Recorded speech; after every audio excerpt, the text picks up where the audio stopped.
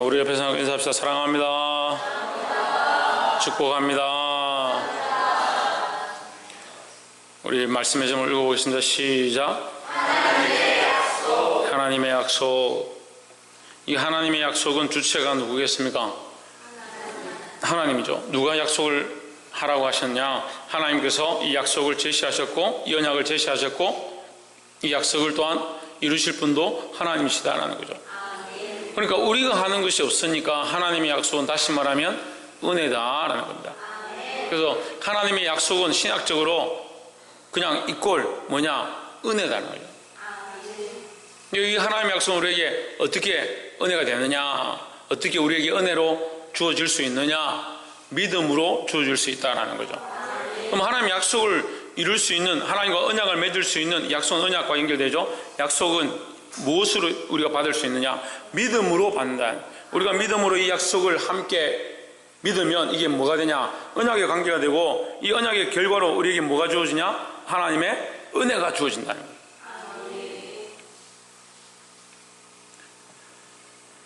이 하나님의 은혜를 받을 수 있기를 주의 이름으로 축복합니다.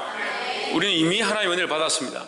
구원의 은혜를 입었고요, 생명의 은혜를 입었고요, 하나님 안에 살아가는 은혜를 입었습니다. 이 은혜를 누리면서 살아야 되는 거예요. 하나님의 함께 하심과 인도하심과 깨닫게 하심과 교통하게 하심과 하나님 나라를 바라보게 하심, 이 소망을 가지게 하심을 누리며 살아야 된다는 거예요. 그런데 누리며 살지 왜 못하냐? 이전 것을 자꾸 바라보니 그렇습니다. 욕심이 여전히 이전에 있습니다. 그러니까 앞에 것을 바라보지 못하죠. 앞으로 장차 하나님께서 하실 것들을 바라보지 못하죠. 지금 하나님 우리와 함께 하신 것을 보지 못하죠. 좀 힘든 일이 생겨 섭섭한 일이 생기면 하나님 어디 있냐? 하나님 관계없고 내 감정과 내 생각이 앞서니까 자꾸 뭘 쫓아가냐? 하나님 주신 소망과 약속을 쫓아가는 게 아니고 이전에 힘들었고 소망이 없는 세상의 것들 자꾸 쫓아간다. 그리고 이스라엘 백성들이 광야에 나와서 늘 하는 얘기지만 똑같습니다. 우리 삶이 그대로예요. 삶이 그대로예요. 광야에 나와서 적과 꿀이 흐르는 하나님께서 허락하신 약속하신 그 약속의 땅을 바라보고 가야 되는데 자꾸 무슨 얘기 하냐면 애굽에서 그들의 포로가 되어 그들을 위하여 고기 가마를 굽던 그 고기를 굽던 고기 가마 곁에서 고기를 굽던 그 시절이 그립다. 우리가 거기서 고기를 먹고 거기서 풍족하고 즐겼던 것들, 그것을 바라보는 거예요. 육신의 안락함, 거기서 편하게 잘 먹었던 거, 배불렀던 거, 그걸 바라보는 거. 자꾸 뭐가 섭섭하냐? 하나님께서 주실 그 거룩한 약속을 바라보는 게 아니고 지금 상황이 힘들고 어렵다는 것만 바라보는 거예요. 계속 불평불만하는 겁니다. 그래서 소망을 주신 백성이 소망이 없는 백성처럼 사는 거예요. 하나님의 백성이 우상숭배하는 이방 백성보다 더 비천하게 살아가는 거예요. 우리의 삶이 때로는 어렵고 비천하고 괴로울 수 있습니다. 하지만 우리의 소망은 하나님 나라이기 때문에 우리가 이것에 부끄러워하거나 두려워할 필요가 없다는 거예요. 이 하나님의 약속을 온전히 바라보시기를 주의 이름으로 축복합니다. 3장 15절 말씀에 형제들아 사람의 예대로 말하느니 너희가 이해하도록 사람의 방법으로 내가 설명하겠다. 이번에 사람의 예대로 말해도 사람의 언약이라도 정한 후에는 아무도 폐하거나 다거나 하지 못하느냐. 도장 찍은 사람들끼리만 그 계약을 파기할 수 있지 다른 사람이 없애거나 어떻게 할 수 없다, 이 얘기죠. 사람의 것도 하물며 사람들끼리 언약하고 약속한 것도 함부로 파할 수가 없는데 하나님과 언약한 것을 너희가 어떻게 깨겠느냐 말이에요. 16절에 이 약속들은 아브라함과 그 자손에게 말씀하신 것인데 여럿을 가리켜 그 자손들이라 하지 아니하고 오직 한 사람을 가리켜 내 자손이라 하셨으니 곧 누굽니까? 그리스도 예수다라는 거죠. 그러면 이 약속은 누구를 통하여 완성되는가? 아브라함과 하나님께서 아브라함 믿으니 하나님께서 그를 의로 여기신 이 하나님의 약속은 이미 그 전에 그리스도가 오시기 전에 이미 약속되었지만 이 약속의 완성이 누구를 통해서 이루어지냐? 예수 그리스도를 통해서 이루어지는 거예요. 그리고 예수 그리스도의 그 십자가 그 피 흘림으로 말미암아 오고 오는 모든 세대, 이미 지나간 세대, 그 모든 사람이 믿음 안에서 치유와 회복과 은혜를 입게 된다라는 거죠. 17절에 내가 이것을 말하노니 하나님의 미리 정하신 언약을 430년 후에 생긴 율법이 없이 하지 못하여 그 약속을 헛되게 하지 못하리라. 아브라함과 하나님과의 언약이 모세의 십계명, 모세 때에 십계명이 생긴 것보다 430년 전이다. 그럼 언약이 뭡니까? 우리가 지금 3장 앞절에서 본 거예요. 앞절에서 아브라함이 하나님을 믿으니 이것을 그의 의로 여겨 주셨다 했었거든요. 그러면 아브라함이 의로움을 입은, 다시 말하면 아브라함이 구원을 얻은 것은 뭐에서? 믿음에서 주어졌다라는 거죠. 아브라함이 어떤 언약, 율법을 잘 지켜서 그에게 구원의 은혜가 있은 것이 아니고, 그러니까 하나님을 믿음으로 그에게 의로 여김 바 되었다라는 거죠. 그러니까 우리가 얼만큼 잘해서 구원을 얻은 게 아니고 하나님의 은혜로 말미암아 우리가 구원을 얻었다라는 거죠. 그럼 지난주도 우리가 이것을 가지고 계속 얘기했습니다. 그러면 왜 지금 우리가 말씀을 지켜야 하는가? 우리가 율법 아래 있지 아니하는데 왜 법을 지키고 왜 말씀을 지키고 왜 잘못된 것들을 서로 책망하며 살아야 되는가? 왜 그렇습니까? 우리가 하나님의 자녀이기 때문에. 그렇죠? 우리가 하나님의 자녀이기 때문에 자녀답게 사는 모습을 가르치는 거예요. 구원받은 백성이라 하면서 구원받은 백성의 삶을 살지 못하고 여전히 방종하고 방탕하고 죄의 길에 앉아있다면, 우리 당자의 비유에서 배웁니다. 당자가 나가서 방탕하고 허랑방탕해서 부모님이 주신 재산을 다 탕진합니다. 그 돼지 지엄 열매, 돼지에게 주는 그 먹이를 주고 밤에 몰래 그것을 빼서 먹을 만큼 배가 고팠다. 하지만 그것조차도 주는 사람이 없었다. 그래서 아버지가 생각나서 내 아버지 집에는 먹을 것이 많도다 하면서 아버지께로 돌아옵니다. 돌아와서 아버지가 보자 종이 하나로 여겨주십시오 하는 그 아들을 끌어안고 울고 입을 맞추고 옷을 새로 입히고 신을 신기고 가락지를 끼우고 이는 내가 잃었다 다시 찾은 아들이다, 그렇게 하면서 아버지가 기뻐하거든요. 여기 모르는 사람 너무 진지하게 들으셨어. 그렇게 기뻐하거든요. 그래서 당자는 그 다음날 다시 일어나서 짐을 싸고 또 돼지 우리에 또 갑니다. 그래요? 안 가죠. 돼지 우리에 가면 어떻게 되겠어요? 지금 아버지의 아들로 돌아왔는데, 우리가 하나님의 자녀가 되었는데 왜 다시 돼지 우리에 가느냐, 왜 다시 세상과 타협한 길에 서 있느냐는 거죠.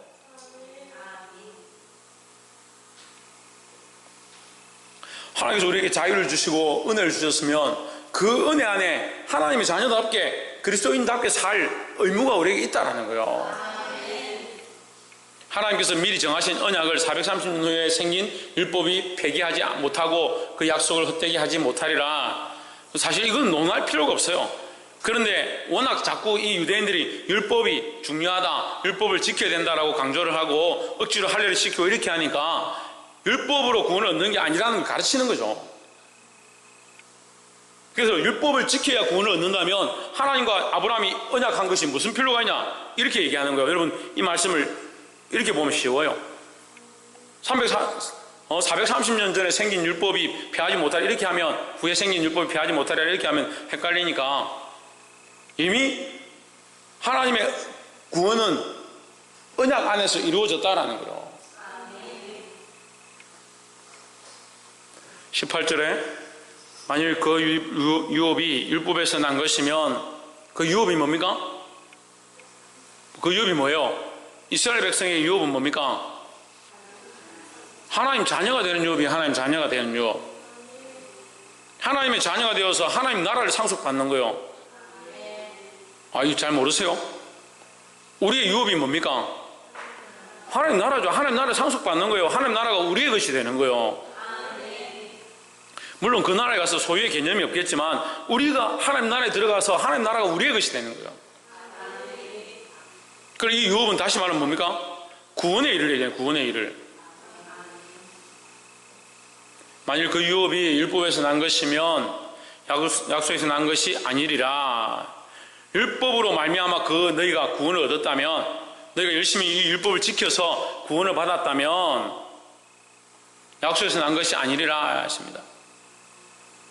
너희가 이것을 열심히 지켜서 구원을 얻은 것이 아니라 하나님의 언약으로 되어진 것이다. 그러면 너희들이 자꾸 주장하는 그 율법을 많이 지켜서 구원 얻는다라고 율법을 자꾸 강조할 것 같으면 아브라함의 구원은 거짓말이지 않느냐? 너희가 그렇게 존중하고 섬기고 존경하고 되고 싶어하는 아브라함의 자손이라 자랑하는 그것은 거짓말이 되지 않냐? 이렇게 역설적으로 유대인에게 가르치는 거죠. 그 유대인들은 아브라함의 자손이라는 이게 가장 큰 지금 아이덴티티요, 가장 큰 지금 명예예요. 근데 그게 너희가 율법에서 났다 하면 아브라함은 뭐냐 그러면 아브라함 때 율법이 없었는데 그럼 아브라함의 구원은 너희가 아브라함이 지옥 갔다고 생각 안 할 거고 구원을 받았을 거다, 하나님 나라 유업을 얻었을 거다 생각하고 너희도 그의 자녀라고 생각하는데 율법에서 났다라고 하면 아브라함의 약속은 뭐냐? 그러니까 율법에서 난 것이 아니다. 그러나 하나님이 약속으로 말미암아 아브라함에게 주신 것이라. 19절 그런즉 율법은 무엇이냐? 범법함을 인하여 더한 것이라. 죄를 짓는 것 때문에 더했다. 죄를 더 범하지 않도록 하기 위하여 더 주셨다라는 거예요. 그럼 율법은 다시 말하면 뭐예요? 보너스죠, 보너스. 우리에게 말씀과 교훈과 책망과 바르게 함과 훈계하는 건요 뭡니까? 보너스라는 거예요. 하나님의 백성으로 마땅히 살아야 될 보너스라는 거죠. 사랑과 자비와 양선과 온유와 절제와 충성과 이거 안 지키면, 이거 안 하면 지옥 갑니까? 아니죠. 우리에게 더하여 주신 하나님의 은혜의 열매다라는 거예요.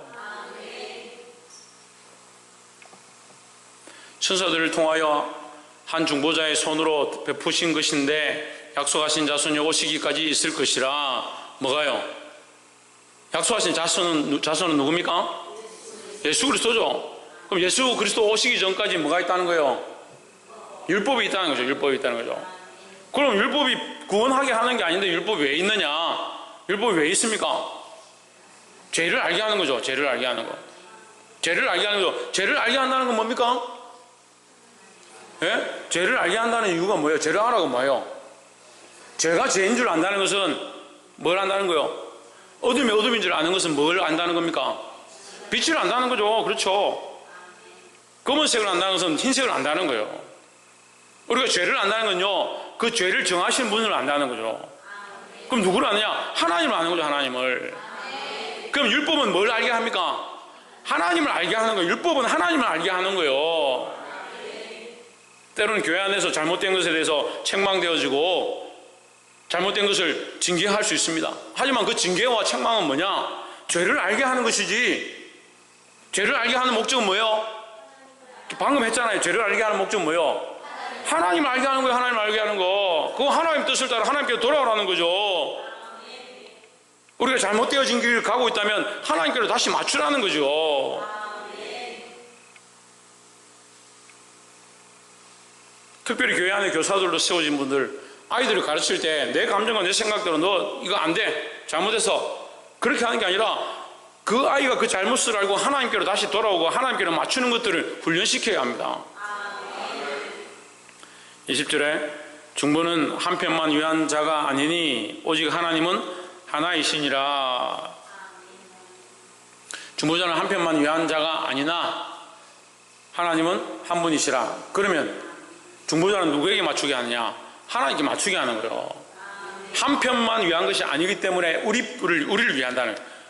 자, 조금 어려운데요. 쉽게 말하면 중보자는 예수 그리스도죠. 중보자가 뭐하냐? 우리를 위하는 거예요. 우리를 위하여 누구에게 맞추냐? 하나님께 맞추게 하는 거죠. 그래서 하나님께는 뭐가 있습니까? 공의가 있습니다. 그 하나님의 공의를 만족해 하기 위해서 예수님은 십자가에 죽을 수밖에 없었습니다. 그럼 우리를 위하여 예수님 뭐 하셨습니까? 예? 우리를 위하여 뭐 하셨습니까? 예수 고사님. 그 우리 죄를 씻기시는 일을 위하여 십자가에 죽으셨죠. 그러니까 이 십자가의 대속, 이 중보자의 모습은요, 우리의 편에서는 우리 죄를 씻기는 것이고 하나님 편에서는 뭐예요? 공의를 만족해 하는 것이요. 21절에 그러면 율법이 하나님의 약속들을 거스리느냐? 율법이 하나님의 약속을 거스리는 게 아니죠. 율법을 지켜라 한다고 해서 하나님하고 관계를 끊으라 하는 게 아니라 더 하나님을 알아라 하는 거죠. 결코 그럴 수 없느니라. 만일 능히 살게 하는 율법을 주셨다면 의가 반드시 율법으로 말미암았으리라. 자, 이것도 어려운데 쉽게 말하면 율법은 율법을 지킴으로 살 수 있느냐? 율법을 지킴으로 살 수 있느냐? 이렇게 묻는 거죠. 율법을 지킴으로 살 수 있습니다. 하지만 율법을 능히 지킬 육체가 없습니다. 이걸 분명히 알아야 돼요. 율법을 지키면 살 수 있습니다. 그렇지만 율법을 능히 지킬 육체가 없는 거예요. 율법을 능히 지키고 죄를 범하지 않을 인생이 아무도 없다라는 거죠. 그게 뭐가 필요합니까? 그게 뭐가 필요해요? 그 하나님의 은혜가 필요한 거죠. 하나님의 은혜가. 그러니까 우리의 방법이 안 되니까, 인간은 할 수 없으니까 누구를 보내셨냐? 중보자를 보내신 거예요. 그러니 중보자를 보낸 것도 하나님의 은혜죠. 우리 편에서 중보자를 만든 게 아니라 하나님 편에서 당신의 아들을 보내셨으니까 이게 은혜인 거죠. 그 하나님 뭐하러 이리 복잡하게 합니까? 그럼 안 하면 어떻게 할 건데? 안 하면 구원도 못 받고 지옥 가가지고 지금 영원히 타는 불에 구독이도 죽지 않는데,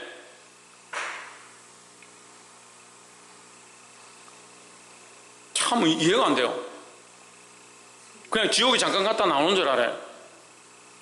그 하나님께서 참 은혜가 많으시니까, 제가 신대원 3학년 때 일부 시학생들이 이 데모를 해가지고 좀 문제가 돼가지고 그것 가지고 논쟁이 붙었었는데, 하나님께서 사랑이 충만하시고 사랑의 하나님인데 그 사랑의 하나님이 아니냐, 다 동의하는 사랑의 하나님이라는 거예요. 그래서 사랑의 하나님이니까 하나님께서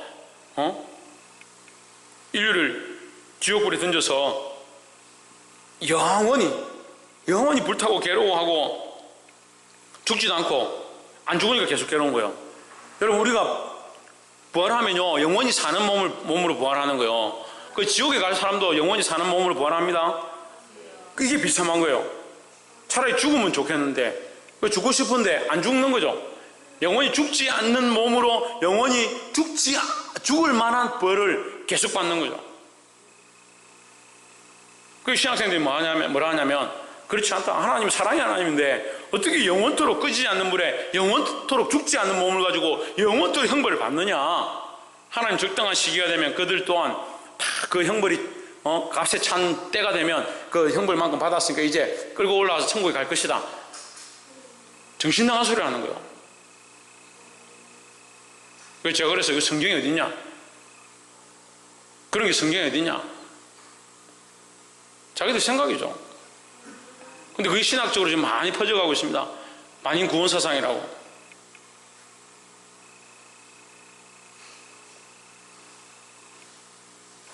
만일 능히 살게 하는 율법을 주셨더라면 의가 반드시 율법으로 말미암았으리라.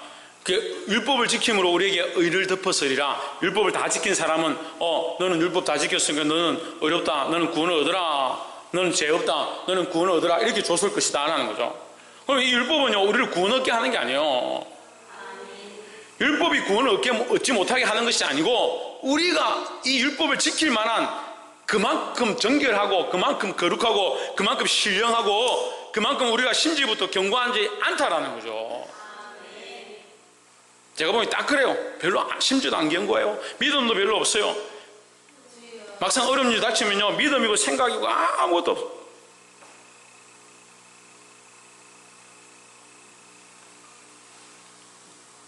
(22절에) 그러나 성경의 모든 것을 제 아래에 가두었으니 이는 예수 그리스도를 믿음으로 말미암은 약속을 믿는 자들에게 주려 함이니라 하십니다. 성경이 모든 것을 제 아래에 가둔 것이 아니라 성경에 있는 그 말씀과 율법들을 우리가 다 지킬 수 없기 때문에 결국 우리는 뭐가 되었느냐? 죄인인 줄 알게 되었다는 거죠.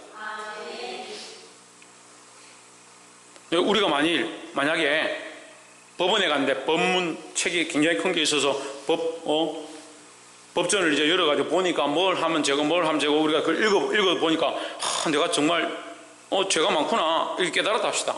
그럼 이 법전이 잘못됐다, 불태우자, 이게 안 맞죠. 우리가 하나님 말씀을 읽고 우리가 죄인인 줄 발견했다. 그래서 이 하나님 말씀은 우리를 죄 아래 가두는 우리를 너무 정죄하는 악한 것이구나 이렇게 생각하면 안 되는 거예요. 하나님의 말씀이, 성경이, 율법이 우리를 죄를 알게 함으로 말미암아 우리가 가능성이 없고 이 인생이 스스로 할 수 할 수 있는 것이 없구나. 그걸 깨닫게 하는 거예요. 하지만 이 말씀을 듣고 깨닫는 자는 뭐요? 은혜죠. 깨닫는 자는 은혜다 하는 거죠. 아, 우리가 할 수 없구나. 누구를 아느냐? 하나님을 바라보고 하나님께로 나오는 것, 하나님께 찾아오게 하는 것, 이게 은혜다는 거죠. 하지만 여전히 죄 아래 있고 여전히 율법 아래 매여 있으면 가능성이 없는 거예요. 우리가 바리새인에서 멈출 거냐, 바리새인과 서기관에서 멈출 거냐, 참 그리스도의 제자가 될 거냐 생각해 봐야 돼요. 뭐가 다릅니까? 제자들도 늘 배반하고 실패하고 예수님 저주하고 도망도 가고 욕도 했습니다. 바리새인들도 예수님 저주하고 예수님 비난하고 예수님께 고난을 더했습니다. 뭐가 다릅니까? 돌이켰습니다. 제자들은 결국 돌아왔다는 거죠. 근데 바리새인들과 서기관들은 성경도 알고 말씀도 알고 다 알고 있었지만 결국 뭐 하지 않습니까? 돌이키지 않았다는 거죠. 그러나 성경의 모든 것을 제 아래 가두었으니 이는 뭐 하려고? 예수 그리스도를 믿음으로 말미암는 약속을 믿는 자들에게 주려 함이다. 약속을 믿는 자들에게 준다. 예수 그리스도를 믿음으로 약속을 받는다. 약속이 뭐예요? 언약이라 했죠? 언약이 뭐예요? 하나님의 은혜라 했죠. 하나님의 은혜. 그러니까 결국은 하나님의 구원이라는 거죠. 예수 그리스도를 믿음으로 이 성경은 우리가 죄인 줄 알아서 22절을 쭉 연결하면 이렇게 돼요. 우리가 이 말씀을 보고 죄인 줄 알아서 예수 그리스도를 믿음으로 구원을 얻게 하기 위해서 우리에게 주셨다라는 거죠. 근데 이렇게 보면 조금 헷갈릴 수 있는데 율법이라 넣으면 더 쉬워요. 율법은 우리가 우리의 죄를 알아서 예수 그리스도를 믿음으로 하나님밖에 없음을 알고 그 예수 그리스도의 약속으로 말미암아 구원을 얻게 하려 합니다라는 거죠. 23절에 믿음이 오기 전에 우리가 율법 아래 매인바 되고 계시될 믿음의 때까지 갇혔느니라. 왜 갇혔습니까? 왜 갇혔습니까? 왜 갇혔습니까? 그리스도를 몰랐으니까. 우리가 믿음으로 받는 이 구원의 은혜를 잘 몰랐으니까 율법 아래 자꾸 매인바 되었다. 우리 스스로 자꾸 매인바 되었다. 24절에 이같이 율법이 우리를 그리스도에게로 인도하는 초등교사가 되어, 이건 몽학성생인데요. 이게 뭐냐면 이제 노예 제도가 한참 있을 때니까 초대교회 당시에도 이제 집안의 어린아이들, 이제 좀 걷기 시작하는 5세, 6세 이렇게 되는 어린아이들이 학교를 가려고 하면, 학교나 이제 공부를 하러 가려고 하면 그들을 인도하는 노예가 있었어요.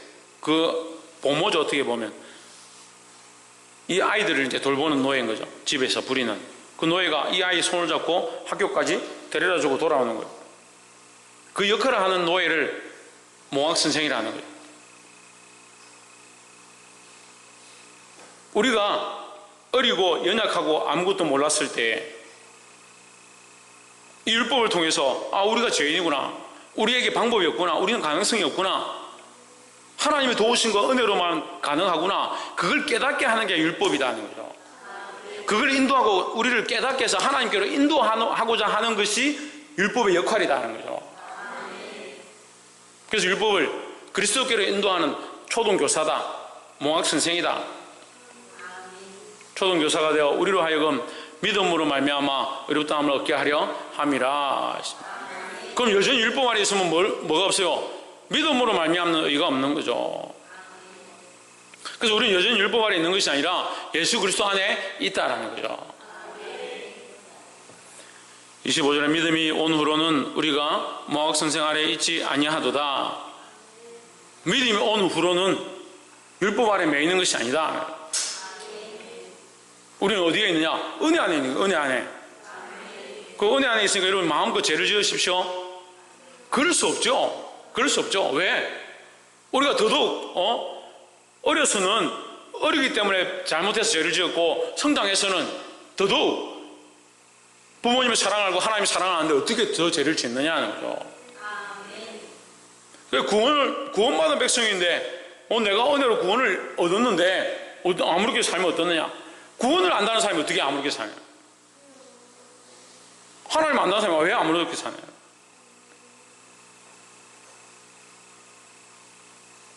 너희가 다 믿음으로 말미암아 그리스도 예수 안에서 하나님의 아들이 되었으니 했습니다. 이제 결론적으로 이 얘기를 하는 거예요. 우리는 결국 하나님의 아들이다. 율법의 아들이 아니다. 율법에 매인 것이 아니고 우리는 하나님의 은혜 아래서 하나님의 아들이 되었다는 거죠. 그 이제는 우리가 말씀을 왜 지키느냐? 하나님의 자녀답게 살기 위해서 지키는 것이다 하는 거죠. 27절에 누구든지 그리스도와 합하여 세례를 받은 자는 그리스도로 옷 입었느니라 했습니다. 이 옷 입었다는 의미는요, 이게 세마포처럼 이 옷을 둘러서 입는 것을 얘기하는데, 우리의 이 앙상한 몸과 지저분한 것들과 볼 수 없는 모양들을 세마포 옷으로 덮어버리면 속이 보이지 않는 거예요. 우리의 이 모양들이 보이지 않는 거예요. 그러니까 우리의 죄인된 모습들은 가리고 누가 나타났냐? 이 옷만 나타난 거죠. 이 세마포 옷이 누구냐? 예수 그리스도죠. 그 완전하신 예수 그리스도로 덧입기 위해서다라는 거예요. 누구든지 그리스도와 합하기 위하여 세례를 받은 자는, 세례를 받았다는 의미는 그리스도로 옷 입었다. 그리스도로 옷 입었다. 그래서 우리가 하나님 앞에 나아갑니다. 오늘도 지금 하나님 앞에 나와 있습니다. 우리의 어떠한 행위를 했기 때문에 나온 게 아닙니다. 우리가 어떤 직분을 맡았기 때문에 나온 것도 아니고, 우리가 하나님 앞에 나와서 예배하는 것은 예수 그리스도의 은혜로 말미암아 있는 거예요. 그래서 우리가 기도할 때 어떻게 하냐? 예수 그리스도의 이름으로 기도하는 거예요. 찬양할 때도 예수 그리스도의 이름으로 하나님의 이름을 찬양할 수 있는 거예요. 이 자격을 주신 것이 하나님의 은혜다라는 겁니다. 28절에 너희는 유대인이나 헬라인이나 종이나 자주자나 남자나 여자 없이 다 그리스도 안에서 하나이니라. 이 얘기를 하는 이유는 앞에서 이방인들도 할례를 받아야 된다, 뭐 어떻게 해야 된다, 이방인과 유대인들 자꾸 구분하고 하는 모습들에 대해서 다시 설명하는 거예요. 그럴 필요가 없다고. 다 하나다. 어디에 있으면, 예수 그리스도 안에 있으면 다 하나다. 예수 그리스도 안에 있으면 다 하나인데 왜 누구는 할례를 하고 누구는 할례를 하지 않고 그렇게 구별하느냐는 거예요. 그럴 필요가 없다는 거예요. 그리스도 안에 있는 것 자체가 이미 하나님의 아들이다. 우리가 그리스도 안에 있다는 사실을 잊지 말기를 주의 이름으로 축복합니다. 정말 중요한 것은 그리스도 안에 있느냐, 하나님의 은혜 안에 있느냐, 하나님의 자녀이냐, 자녀인 삶을 살고 있느냐, 하나님의 아들인 것을 기억하고 있느냐, 이게 중요하지. 다 잊어버리고 항상 거꾸로 얘기하는 거예요. 상황이 어떻다, 기분이 어떻다, 환경이 어떻다, 입장이 어떻다. 우리가 하나님의 자녀이라는 것을 왜 잊어버리냐? 왜 하나님의 백성인 것을 잊어버리냐? 왜 천국의 소망을 잊어버리냐? 조금 자기를 안 알아줘서 지금 마음이 상해서 나는 천국의 소망을 잊어버렸어요. 왜 하나님의 자녀인 것을 잊어버리냐? 하나님 자녀 맞냐고요? 말은 하나님의 자녀라요. 천국 갈 사람 손들어 하면 한 명도 빠짐없이 천국 간다고 손들어요. 왜 천국 백성인 걸 잊어버리고, 왜 하나님의 자녀인 걸 잊어버리고, 그래서 자존심이 어떠니, 내 입장이 어떠니, 내 상황이 어떠니, 왜 나를 이렇게 대우하느니. 우리가 그리스도 예수 안에 하나 되었다, 이것 빼면 뭘 얘기할 거예요? 뭘 얘기할 거예요? 근데 이걸 얘기 안 하고 다른 거 다 얘기해요. 우리가 연약해가지고요, 이거 빼고 다 얘기해요. 저는 이걸 좀 얘기하면 좋겠어요. 옆에서 한번 보시죠. 우리는 예수 그리스도 안에서 하나입니다. 그럼 예수 그리스도 밖에 나가면 하나가 될 수 없는 거예요. 예수 그리스도 안에 있기 때문에 우리가 하나인 거예요. 예수 그리스도 안에 있기 때문에 우리가 형제고, 그리스도 예수 안에 있기 때문에 같은 길을 걸어갈 수 있는 겁니다. 어떤 길입니까? 십자가의 길이죠. 그리스도께서 걸어가신 십자가의 길. 세상과 타협하지 말고, 공주는 뭐 하지 말고, 세상과 타협하지 말고 주님 가신 길을, 예수님이라면 어떻게 하실까? 박건도 뭐라고? 뭐라노? 박이상 뭐라고? 박성희 뭐라고? 똑같은 얘기를 했는데 왜 다 다르게 얘기해요? 예수님이라면 어떻게 하실까? 예수님이 하셨을 일, 예수님께서 걸어가셨을 모양을 따라서 우리도 그것을 선택하며 걸어가야 한다는 거예요. 29절에 너희가 그리스도께 속한 자면 곧 아브라함의 자손이요. 아브라함의 자손이 되고자 고민할 필요 없다는 거예요. 아브라함이 속했다라고 우리는 아브라함의 자녀다, 그래서 할례를 받아야 되고 뭐 해야 되고 그렇게 따질 필요가 없다. 왜? 우리가 그리스도의 것이면, 그리스도 안에 속했으면, 그리스도 안에 하나 되었으면 이미 그건 다 된 거다는 거죠. 또한 약속대로 뭘 얻는다? 유업을 얻는다. 이거 하나님 나라를 얻는다. 누구의 것이면? 그리스도의 것이면, 그리스도 안에 있으면 이미 다 해결되었다는 거죠. 그래서 중요한 것은 그리스도 안에 있느냐, 하나님의 자녀이냐, 그것을 돌아보는 것이 중요하지, 다른 것을 어떻게 했느냐, 뭘 했느냐, 그것이 중요하지 않다라는 겁니다. 사랑하는 성도 여러분, 이 말씀을 우리가 또한 보고 말씀을 나눈 대로 하나님의 이 약속을 붙잡고 하나님의 은혜임을 알고 하나님에게서 떨어지지 말고 그리스도의 모양을 닮아가기를 주의 이름으로 축복합니다. 기도하겠습니다.